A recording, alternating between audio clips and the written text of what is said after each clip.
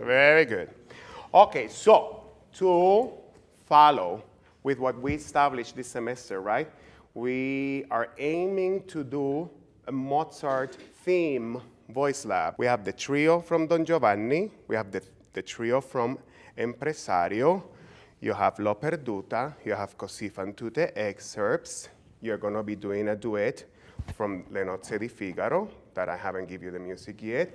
We still have to talk about it. But don't worry, Mozart wrote so many operas, and there are many for you. Clemenza di Tito, Così. You are doing Empresario, more Così. I gave you the sextet from Così fan tutte, but I'm going to change it for a trio for maybe you, Casey, and maybe Hector. So, because that sextet is a little bit hard, and then we have some Così, and maybe time permitting, because you have the big junior recital. But we talk about this Sullaria duet, right? With Erin. Sullaria, right? But we'll see. Today I want to lecture about other aspects that could help our performing, aspects that are historical aspects. Sometimes we jump immediately into a scene, right? And the first thing is like we want to establish the circumstances and the placement and how the role might feel. But sometimes we dismiss the fact of these operas, the fact that they have some performance practice, there is some history surrounding these operas that would actually help us understand why the operas were written and what sense did it make those days. Something like Così fan tutte that I'm going to be working with you on today. What is so funny about Così fan tutte? Well, maybe today in 2011, we don't find anything funny about Così fan tutte, but maybe in 1790, when the opera was composed and premiered, maybe there were some historical aspects that made it very funny then. And maybe if we learn those aspects, maybe it could help our interpretation. If I write this number right here, what comes to mind? Declaration of Independence, George Washington, what else? 18th century, right? All of that comes to mind. Declaration of Independence. That comes with what? Freedom, changes from the monarchy, right, into people's rights, right? And if I write this number, right, 1789, more or less, to 1799, comes to mind more freedom, more revolution. That's the French Revolution, right? So therefore, if I write 1790, and I say that that is when Così fan tutte was premiered, then could we take these world circumstances in consideration?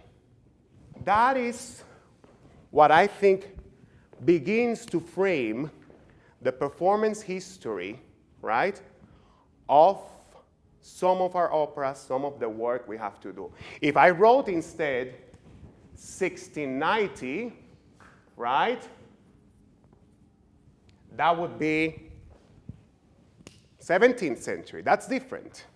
There is not that aim to become free. There is a big, strong monarchy, right? No composer will be writing of people's rights. But now, composers are using this tool of operas to present this social awareness of freedom. How do you present this social awareness? In some operas, like by Mozart, there was one, The Marriage of Figaro. So what do we have there? We have maids and servants and valets already inside the castle. Already the feudalism is getting abolished. Already Figaro can make money, right? All of a sudden we have this new capitalism kind of beginning. What would be surrounding così fan tutte? The first tool that we have when approaching a role, what would be? If I say, I want you to learn this aria, what is the first thing you do? And don't be sophisticated about it. Tell me the truth. Listen to a recording, good, that's the first thing, one of the first things I do, yes? What else? But don't be, oh my God, I want to do a deep psychological analysis of the role. Tell me the truth. What would you do, Justin? Find the context, what else? More simple. The context of the aria? Read the words. Sight read it. Sight read what? The notes. And where are the notes? In the music. And where is that music? In a score. Exactly. So the first thing that we do, right, is look at the score. Because how are you going to learn the scene without looking at the score? Okay, let's see. You come and you have your score. Good. And then I'm going to show you a nice tool. Read your first aria. Just read it out. Non siate ritrosi, Good. o quieti vezzosi, Okay. duellanti amorosi, Vibrate. vibrate un poco. Keep on. Felici rendeteci, Okay. amate con noi, Good. e noi felicissimi faremo anche voi. Faremo anche voi. Bien. Guardate, toccate, il tutto osservate. Good. Good. Wait. Very good. That's everything good. Now, what is your next sentence? Siamo forti e ben fatti. Siam forti e ben fatti. We had a lesson, and I have done this role many times. And I say, like, that is very strange.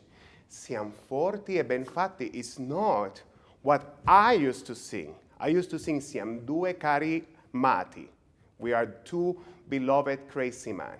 And then he's saying that his score says that.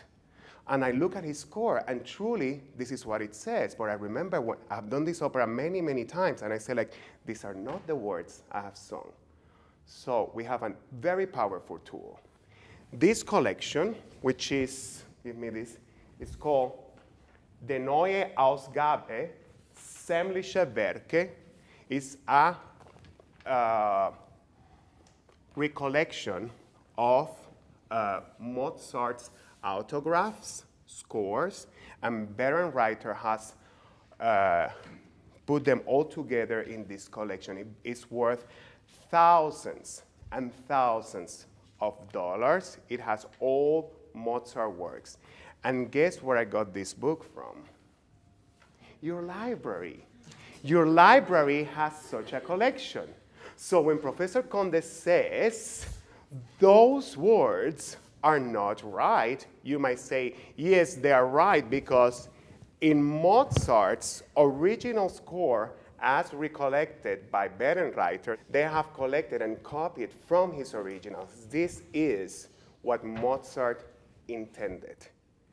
And the words are, siam due cari mati, siam forti e ben fatti.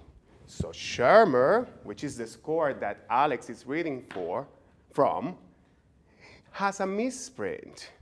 Therefore, if we can go to the primary source, why not to? It's right there on the third floor. Good. Sing something for us from this area.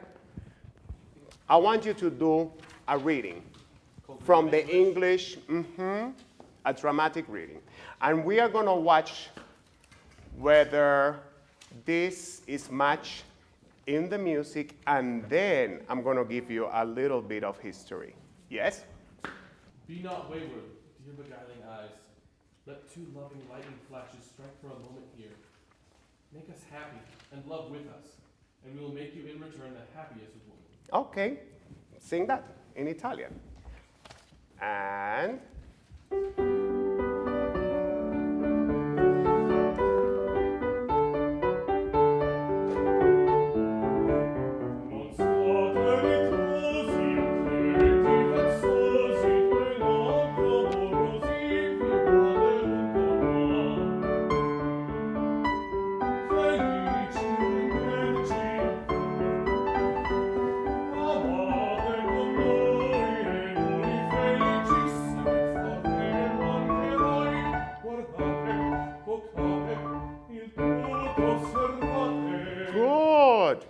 Very good.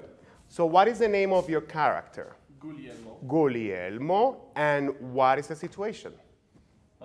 He is dressed up as an Albanian. He's dressed up as an Albanian. Why? He's trying to win over his best friend Ferrando's girlfriend, Arabella. And why?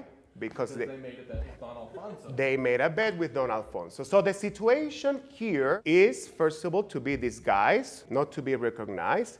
And you are going to flirt and try to win the heart of your best friend's girlfriend. And that is the bet. What is the name of the opera? Così fan tutte, ossia la scuola degli amanti. So that translates like what? Così fan tutte translates like they all do like that, right? They all act like this, or the school of lovers, right? So that's the title of the opera. Certainly, in the synopsis, this is what the opera is treating about. Good. What else Mozart writes here? Dramma giocoso, right? It's like a funny drama. What is funny about this drama? You can sit down. Thank you.